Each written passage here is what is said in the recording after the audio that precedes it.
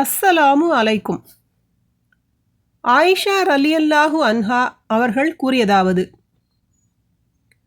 நபி ஸல்லல்லாஹு அலைஹி வஸல்லம் அவர்கள் நோயுற்று இருந்தபோது என்னிடம் தங்கும் நாள் தாமதப்படுவதாக எண்ணி, இன்று நான் எங்கிருக்கிறேன், நாளை நான் எங்கே இருப்பேன் என்று ஆவலோடு கேட்டுக்கொண்டிருந்தார்கள்.